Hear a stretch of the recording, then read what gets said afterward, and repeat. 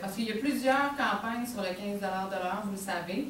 5, 10, 15, c'est une campagne qui est menée par le collectif Franc Québec sans pauvreté, mais aussi le Front de défense des non-syndiqués, la CSQ, la CSN et la CSD. Donc, 3 grosses centrales syndicales qui ont décidé d'emboîter le pas dans la lutte pour de meilleures conditions de travail, parce que le 15, évidemment, du 5, 10, 15, c'est pas une technique pour endormir les enfants le soir, là. Le 15, c'est vraiment, évidemment, le 15 de l'heure, mais le 5, c'est une revendication qui demande un horaire de travail 5 jours avant le premier chiffre de travail. Donc, 5 jours avant, une semaine avant le premier chiffre de travail, pour être capable de concilier sa vie entre le travail et la maison, être capable de mieux jongler avec son quotidien. Ça semble aller de soi, mais c'est pas encore une évidence dans tous les métiers. Le 10, c'est 10 jours de congé payés par année, que ce soit pour maladie ou pour prendre soin d'un proche. Parce qu'en ce moment, on ne se le cachera pas, quand on travaille au salaire minimum, c'est très rare qu'on ait le choix de pouvoir prendre une journée de congé à la maison pour se soigner ou pour rester à la maison pour s'occuper des enfants ou d'un proche. Et donc, on fait le choix entre rester à la maison puis perdre une journée de salaire sur un salaire de misère, ce qui fait une très grande différence à la fin du mois. Ou d'aller travailler malade. Donc, 5, 10, 15, c'est ça en fait. C'est une campagne qui voulait se pencher un peu sur les conditions de travail, les conditions de vie aussi des travailleuses et des travailleurs, d'essayer de proposer un petit peu plus large que juste le salaire minimum à 15 de l'heure. Pour l'objectif temporel du 15 de l'heure, c'est quand même une question qui est sensible. Nous, ce qu'on dit, c'est le plus rapidement possible, parce que c'est aujourd'hui que ça prend 15 $ pour sortir de la pauvreté. J'ai préparé une petite présentation pour essayer de démystifier quelques mythes qu'on entend souvent. Manon disait, on a ressorti Pierre Fortin, on a ressorti les armes nucléaires, les armes atomiques, la radioactivité. On va voir si c'est si dangereux que ça. Le salaire minimum à 15 $ de l'heure. Alors, je vais essayer vraiment de passer beaucoup d'informations dans le 15 minutes que j'ai. Si je vais trop vite, faites-moi signe, puis je vais essayer de ralentir. Je commence avec une diapo en fait, qui vous présente l'évolution du salaire minimum depuis 1965. La ligne bleue, incontestablement, nous dit que le salaire minimum a toujours augmenté depuis son invention. On a toujours rajouté de l'argent chaque année, donc le salaire minimum a toujours été croissant. Ce que la ligne rouge nous montre, par exemple, c'est que quand on corrige le tir et qu'on prend en considération l'inflation, on se rend compte en fait que le pouvoir d'achat des personnes au salaire minimum est extrêmement différent en 1965 de ce qu'il est aujourd'hui. La courbe n'a pas suivi la courbe croissante de la ligne bleue. Donc, on a toujours mis un peu d'argent dans le salaire minimum, on l'a toujours augmenté, mais le pouvoir d'achat des travailleurs et des travailleuses au salaire minimum, lui, il n'a pas augmenté, il n'a pas suivi.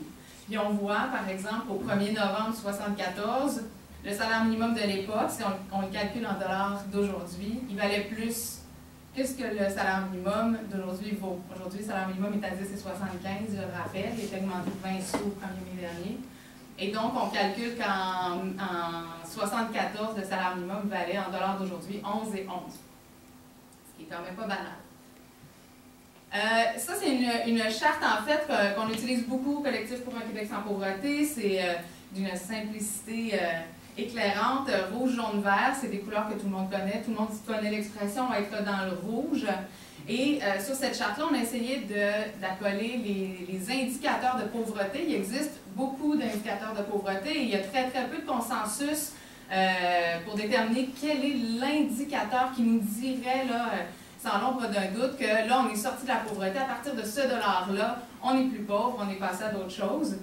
Mais il y a un consensus plutôt fort autour de la mesure du panier de consommation, consensus politique, social et scientifique, à l'effet que la mesure du panier de consommation, qui représente un panier de consommation dont on a besoin pour couvrir ses besoins de base, donc se loger, se nourrir, s'habiller, se déplacer, acheter des meubles, des produits d'hygiène, ce genre de choses. Le panier de consommation pour couvrir ses besoins de base, c'est la mesure du panier de consommation et le consensus est à l'effet qu'en deçà de la mesure du panier de consommation, on compromet sa santé et on compromet son espérance de vie.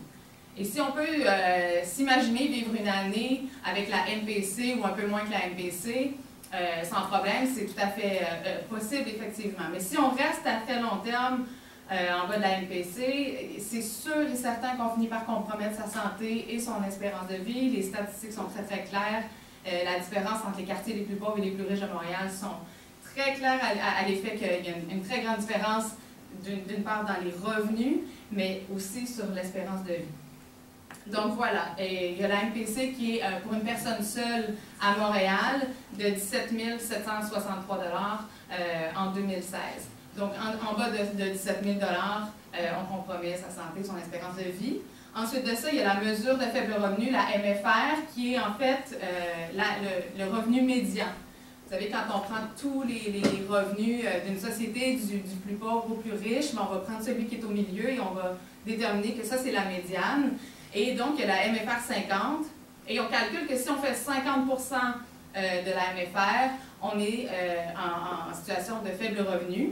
Et la MFR 60, donc 60 % du revenu médian en situation de faible revenu. On a aussi le salaire viable, qui est un indicateur qui est développé depuis 2 ans, c'est assez récent, par l'IRIS, et qui propose, c'est très intéressant, un salaire minimum régionalisé, un peu comme la mesure du panier de consommation, elle est régionalisée parce que la vie ne coûte pas la même chose à Montréal qu'à Rimouski, qu'à Alma.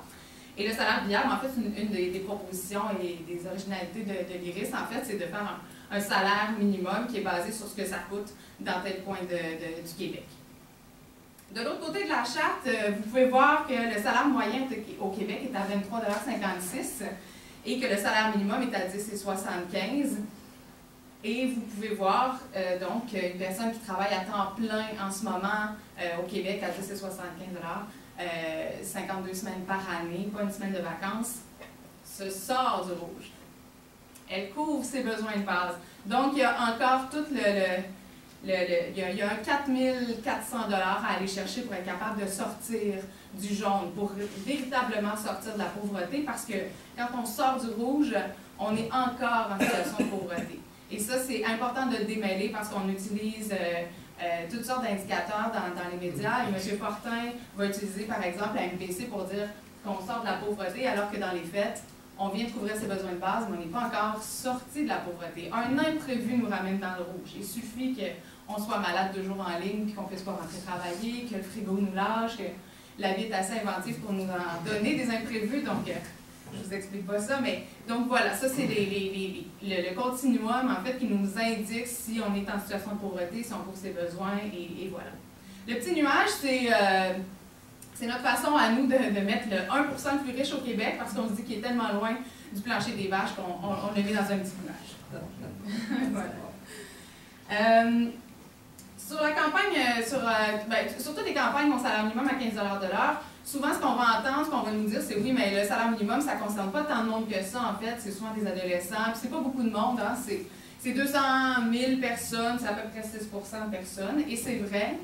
Sauf que si on prend un pas de recul et qu'on se demande combien gagne juste un petit peu plus que le salaire minimum, juste 10 % de plus que le salaire minimum, on se rend compte qu'on vient de doubler le nombre de personnes. C'est quand même pas mal. Et là, on se dit, si on fait une campagne sur le 15 $ de l'heure, on veut essayer de voir combien de personnes gagnent entre 10 et 75 et 15 $ de l'heure. 971 000, c'est presque 1 million de personnes au Québec qui travaillent à 15 $ de l'heure ou moins. C'est le quart des travailleuses et des travailleurs au Québec. C'est énormément de gens que ça concerne. Je vais essayer d'essayer de déboulonner rapidement 2 mythes qu'on entend beaucoup dans les médias. Il y en a plusieurs mythes, mais j'ai un temps limité, alors je vais en attaquer deux. Le premier, évidemment, la destruction de milliers d'emplois. Vous avez une citation de M. Fortin qui date de 2007, donc il se renouvelle très peu. Qui disait en 2007, s'il est trop élevé, le salaire minimum détruit l'emploi et répand le chômage. Donc c'est une véritable maladie. Pour répondre en fait à ce genre de commentaires-là, à ce genre d'hypothèse-là à l'effet que augmenter le salaire minimum égale perte d'emploi, égale on ne va pas aider ceux qu'on veut aider, eh bien on peut leur dire qu'au Québec, ben, entre 2005 et 2010, le salaire minimum a augmenté quand même substantiellement de 23,6 %.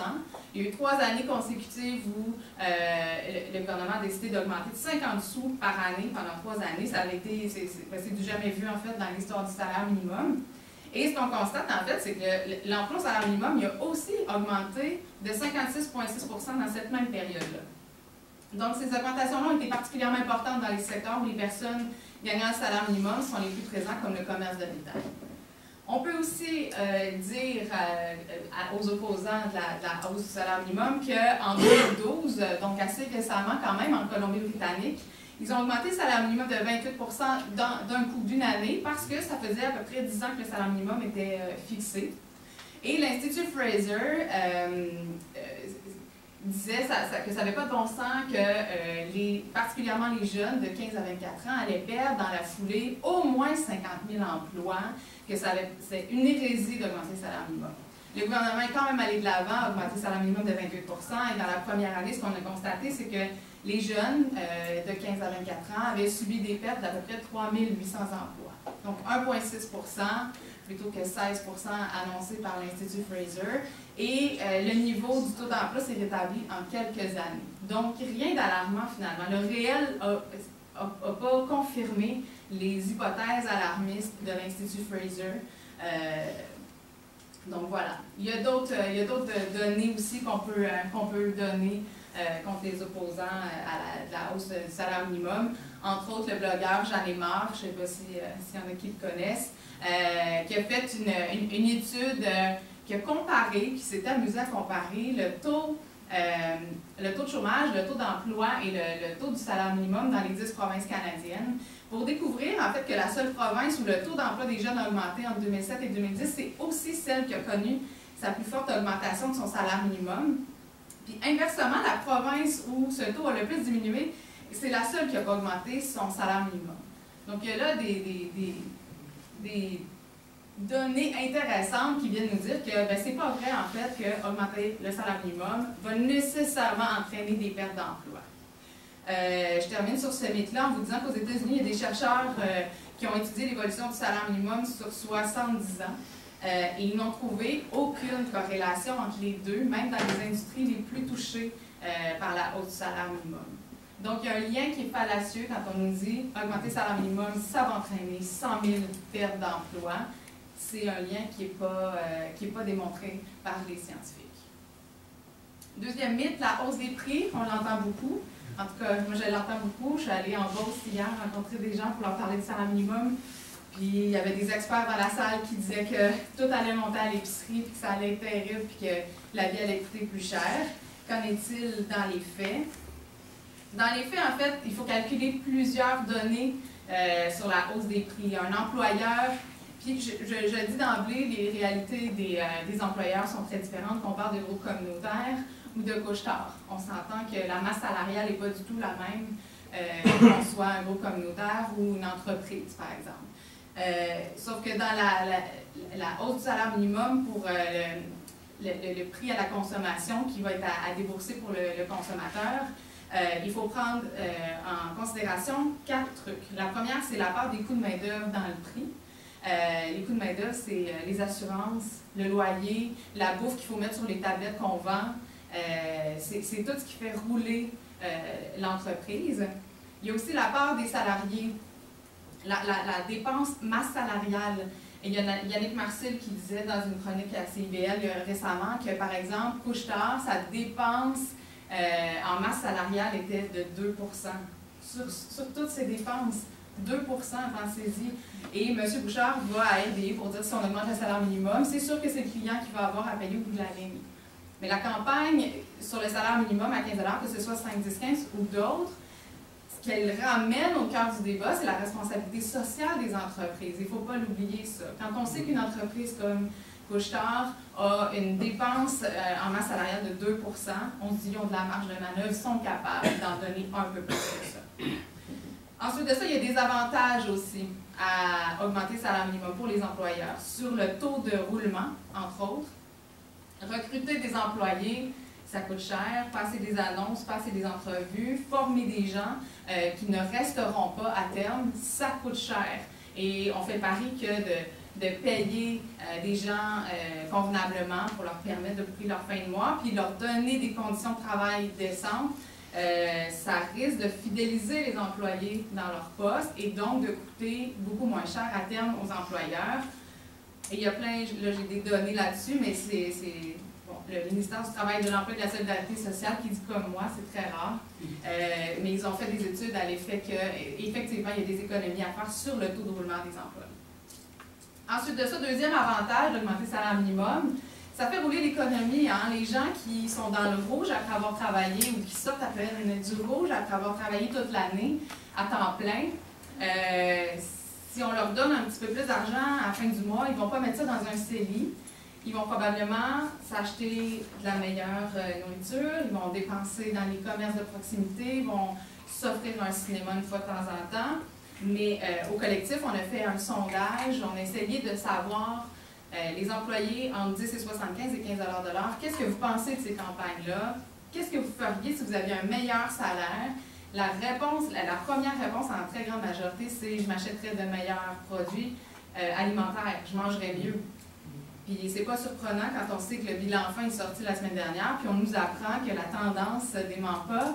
Il y a 10 à 11-12 % de gens qui fréquentent les banques alimentaires qui ont un revenu d'emploi. Et c'est quand même une donnée préoccupante. Puis quand on reçoit les résultats du sondage qui nous disent « si j'avais plus d'argent, je mangerais mieux ». Donc on est encore dans la couverture des besoins de base. Alors voilà pour les avantages d'augmenter le salaire minimum. Ça, c'est une suite d'études qui disent la même chose. Donc voilà, en conclusion, on considère avec la campagne 5-10-15 que les avantages d'augmenter le salaire minimum à 15 $ de l'heure pour à peu près 1 million de personnes au Québec, les avantages sont beaucoup plus grands, beaucoup plus nombreux que les inconvénients qu'on tente qu'on nous répète inlassablement. Voilà.